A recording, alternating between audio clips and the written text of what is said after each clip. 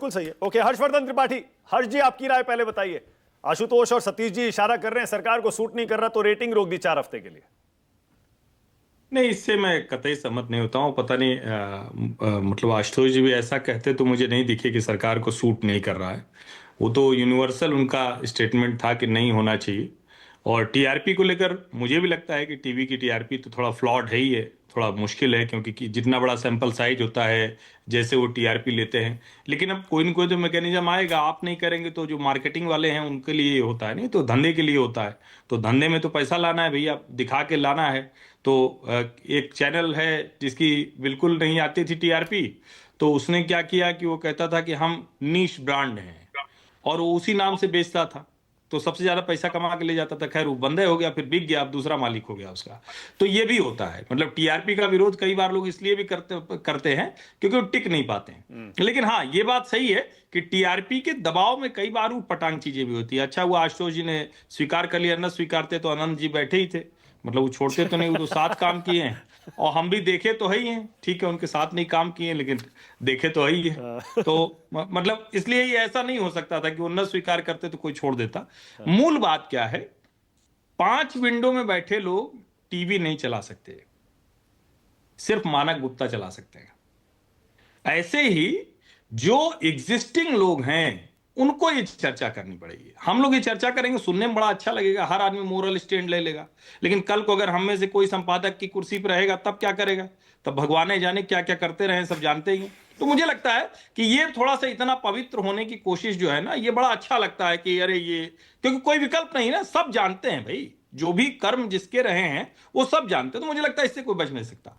अभी की स्थिति में हो सकता है ये भारत की सरकार को लगा, मतलब मैं जानता नहीं, हो सकता है उनको लगा हो कि कोई ओवर द बोर्ड रिपोर्टिंग जा रही, मतलब कहीं ना कहीं कुछ ऐसा ना हो रहा हो, क्योंकि बड़ा ये मिडिल पाथ जैसा मसला है, बैलेंसिंग जैसा मसला है। आपको मजबूती से एक तरफ खड़े रखना है, लेकिन करना है। इराक के समय में भी हुआ था, अटल जी ने भी उस समय कोशिश की थी कि बैलेंस रिपोर्टिंग हो, सब सब कुछ ये करने की कोशिश, हमारा स्टैंड भी कुछ उसी तरह का था। तो ये चीजें होती हैं।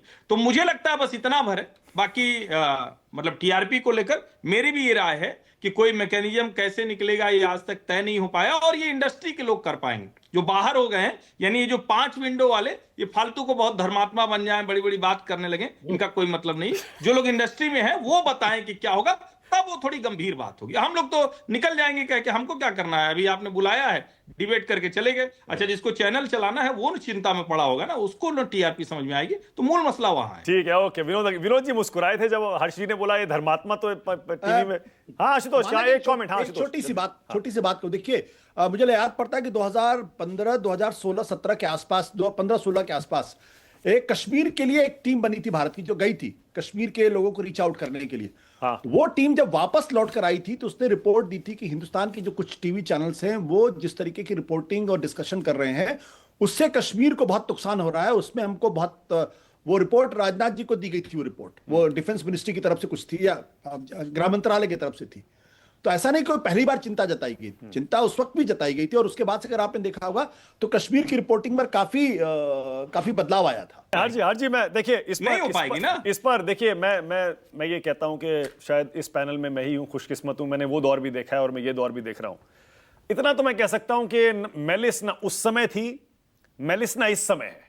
हाँ, अब चलिए, ये कोई देशद्रोही नहीं होता है, कोई देश के खिलाफ जानबूझ के काम नहीं करता। से आप पूछे, एक मिनट, यही बात आप आशुतोष जी से पूछे ना। अभी तो कह रहे थे वो चैनल बंद करा देना चाहिए सब। अभी तो जब से आशुतोष जी बाहर कह रहे पूरा देश ही बंद करा। नहीं, लेकिन वो ये नहीं कह रहे कि मेलिस था इसलिए बंद करा देना चाहिए, वो ये नहीं कह रहे। फिर आप एक लाइन में स्पष्टता से बोलते हैं जब आपको बोलना होता है, और जब बचाना होता है तो आशुतोष जी कितने सफाई से बचा लेते हैं, एकदम मक्खन जैसा काट के निकल जाते हैं। मैं कह रहा हूं आशु बोलिए, जल्दी बोलिए आशु, आगे जा रहा हूं। देखिए, हर्षवर्धन जी को अधिकार है बोलने का, वो मेरे ऊपर टिप्पणी कर सकते हैं, लेकिन मैं एक बात जानता हूं कि इस वक्त मैलिस से ही रिपोर्टिंग हो रही है और मैलिस से ही टीवी चैनल चल रहे हैं। डरे हुए खौफजदा लोग इस वक्त पत्रकारिता नहीं कर रही। इनको मैं पत्रकार आशु एक सेकंड। अभी हम अपने इस व्यूज को, अपनी इस चर्चा को, अपने ओपिनियंस को सिर्फ वॉर कवरेज तक सीमित रखें तो बेहतर है। मैं वॉर कवरेज की बात कर रहा हूं, उसके इधर उधर जाएंगे तो डिबेट फिर डिरेल हो जाएगी। देखिए, इस वार कवरेज में भारत सरकार का एक स्टेक है। उस पर चर्चा क्यों नहीं होनी चाहिए? इस वॉर, भारत की जो पूरी विदेश नीति है उस पर चर्चा क्यों नहीं होनी चाहिए? और उस पर अगर हम सरकार की आलोचना करना चाहते हो तो क्यों नहीं आलोचना होनी चाहिए? होना चाहिए, उसमें क्या है? बस मैं इतनी सी बात मैं कह रहा हूं। बाकी हर्षवर्धन जी देखिए, मैं कोई पर्सनल टिप्पणी करता नहीं, मिला तो सब मेरे दोस्त हैं, सब मेरे सब हम लोगों ने साथ काम किया है। लेकिन मैं ये जानता हूं कि 2014 के बाद से इस देश के टीवी चैनल्स में मैंने पिछली बार भी कहा था, पत्रकारिता नहीं हो रही है। और ये मेरी राय बदल नहीं सकती, चाहे आप मेरी ईमानदारी पर सवाल खड़ा करें, चाहे मुझे बेईमान के कुछ भी कहें। अरे नहीं, ये हकीकत है, ये सच्चाई है। हाँ। इसको अगर कोई आदमी नकारता है तो या तो उसको चीजें दिखाई नहीं पड़ रही हैं, या वो देखना नहीं चाहता है। हकीकत क्या है? आज की तारीख में कुछ अफसर बैठे हुए हैं, वो तय करते हैं कि टीवी चैनल्स पे कौन जाएगा, कौन नहीं जाएगा, किस में से रिपोर्टिंग होगी, किस में से रिपोर्टिंग नहीं होगी। और अगर आपको पता करना है तो इन्हीं पैनल के लोगों को जरा टीवी कैमरे से बाहर निकालिए, और उसके बाद आपको पता चल जाएगा हकीकत इस वक्त देश के अंदर क्या हो रहा है, कैसे टीवी पत्रकारिता हो। ठीक है, और अखबार की आशुतोष ने कहा पत्रकारिता कैसे हो रही है। 90% टीवी चैनल जो हैं वो गलत कर रहे हैं और 10% ठीक ठाक होंगे। उसी में आशुतोष ने पिछली बार यह भी कहा था कि यूट्यूब पे भी 80% ऐसा ही है। मैं बस जोड़ देता हूं क्योंकि आशुतोष की राय है, यूट्यूब वाली भी आ जाएगी। बिल्कुल बिल्कुल। मैं हर्षवर्धन जी 20 सेकंड और उसके बाद विनोद अग्निहोत्री और आनंद विजय के पास जा रहा हूं। एक लाइन, हाँ, 20 बस एक सेकंड लाइन। क्यों? एक लाइन। पहली बात तो जब हम इस तरह की चर्चा करते हैं तो आशुतोष सर अपने ऊपर ले लेते हैं, तो हम क्या बोलेंगे फिर? जब हम चर्चा विषय की कर रहे हैं तो आप व्यक्ति क्यों ले आते हैं? मैं पिछली डिबेट में भी आपसे मैंने कहा था, मुद्दे पे रहिए ना। पहला। दूसरी जो महत्वपूर्ण बात है, आज तक किसी ने, और मैं मानक को शो में कह रहा हूं, अगर कहीं से कभी मेरे लिए किसी ने फोन किया हो तो मुझे टीवी चैनल पे बुलाइएगा मत। मैं ये कतई पसंद नहीं करूंगा कि किसी के कहने से मैं किसी टीवी चैनल पे जाऊं, और मेरा मन होता है जाता नहीं तो टीवी वाले फोन करते रहते हैं, नहीं जाता हूं। और आज तक किसी के जरिए से मैं नहीं गया हूं।